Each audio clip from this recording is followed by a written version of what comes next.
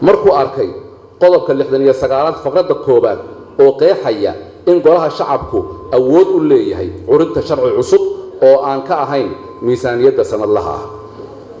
asagoo ku kulansan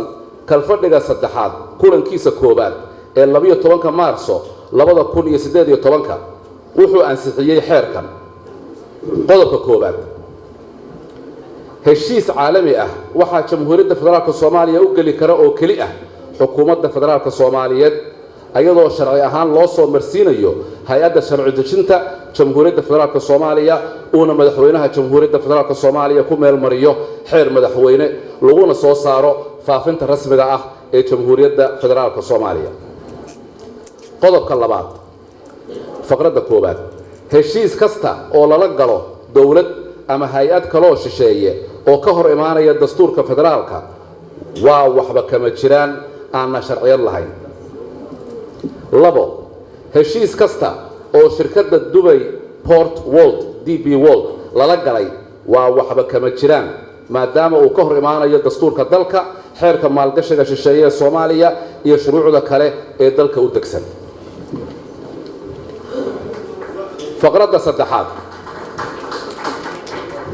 shirkadda Dubai Port World DP World oo si bareer ah ugu xadgudubtay siyaadada madax bannaanida midnimada iyo badqabka dalka jamhuuriyadda federaalka Soomaaliya waxa saadaradeed shirkaddan laga mamnuucay dalka qodobka saddexaad faqradda koobaad ra'iisul wasaaraha xukuumadda federaalka Soomaaliya waxa la farayaa inuu si degdeg ah u gaarsiiyo xeerkan madaxa xukuumadda dawladda isu taga Imaaraadka Carabta UAE kuna wargeliyo inay ku kaceen falal culus oo xadgudub ku ah qaanuunka caalamiga ah oo ay ka mid yihiin kuwa kor ku xusan si bareer ahna uga hor imaanaya dastuurka federaalka Soomaaliya iyo xaqa shacbiga Soomaaliyeed dowga u leeyihiin badqabka dalkooda ilaalinta gobonimadiisa iyo midnimada geyigooda faqradda labaad waxa kaloo la farayaa ra'iisul wasaaraha xukuumadda federaalka Soomaaliya inuu si degdeg ah baarlamaanka federaalka Soomaaliyeed u herkoono tallaabooyinka iyo hawlgallada xukuumadda ay ku ilaalinayso sareynta dastuurka iyo badbaadinta midnimada geyiga Soomaaliyeed qodobka afaraad baarlamaanka federaalka Soomaaliya wuxuu dhammaan shacbiga Soomaaliyeed ugu baaqayaa inay u istaagaan gudashada waajibka saaran